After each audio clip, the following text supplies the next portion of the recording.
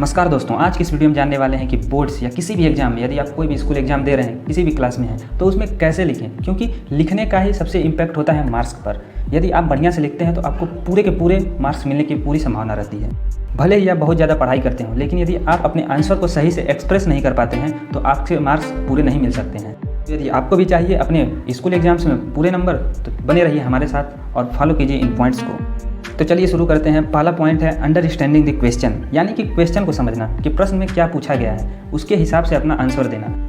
जैसे कि यदि क्वेश्चन में पूछा है मेटल के बारे में, मेटल की प्रॉपर्टीज़ बताइए, तो हमें मेटल की प्रॉपर्टीज़ को मेंशन करना है, न कि हम आयरन लेकर उसके रस्टिंग का फार्मूला ही लिख दिए। तो हमें इस बात का ध्यान रखना है कि क्वेश्चन में क्या पूछा जा रहा है, ये सभी सब्जेक्ट पर अप्लाई होता है।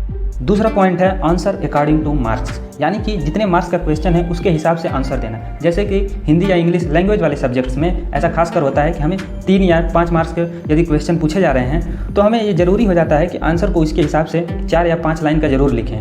ऐसा भी ज़रूर हो सकता है कि हम उस क्वेश्चन का आंसर 2 से 3 लाइन में दे दें, लेकिन हमें पूरे मार्क्स नहीं मिलेंगे, क्योंकि क्वेश्चन को बढ़ाकर लिखने पर यह आपके अंडरस्टैंडिंग को दर्शाता है कि आपने उस टॉपिक के बारे में बढ़िया से पढ़ाई की है।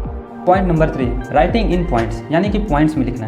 जैसे कि यदि हिस्ट्री या ज्योग्राफी सब्जेक्ट है तो उसमें हमें आंसर देना है। जैसे कि क्लाउड फॉर्मेशन के बारे में बताना है, तो हम उस प्रोसेस को पूरे पॉइंट्स में डिस्क्राइब कर सकते हैं। तो यदि 3 मार्क्स का क्वेश्चन है तो कम से कम 3 पॉइंट्स तो जरूर ही उस बारे में लिखें। तो क्वेश्चन को समझकर और कितने मार्क्स का क्वेश्चन पूछा गया है उतने पॉइंट्स में उस हिसाब से आंसर देना ही समझदारी है। Point number 4, step by step answer, यानी कि जो क्वेश्चन के बारे में पहले पूछा है उसका पहले आंसर देना। जैसे कि साइंस में हमें ट्रांसपिरेशन के बारे में पहले पूछे और फोटोसिंथेसिस के बारे में बाद में, तो हमें ज़रूरी हो जाता है कि ट्रांसपिरेशन के बारे में पहले आंसर दें, फिर फोटोसिंथेसिस के बारे में। ऐसे ही यदि हमें मैथ्स में क्वेश्चन सॉल्व करना है तो हम स्टेप बाय स्टेप सॉल्व करें, तो इस तरह से हमें पूरे मार्क्स मिलने की संभावना रहती है। Point number 5, right anything about the question. ये पॉइंट उन लोगों के लिए है जो साल भर किसी रीजन से पढ़ाई नहीं कर पाते हैं, तो उनको एग्ज़ाम में ये बहुत ज़्यादा दिक्कत होती है कि हम क्या लिखें और कैसे पास हों।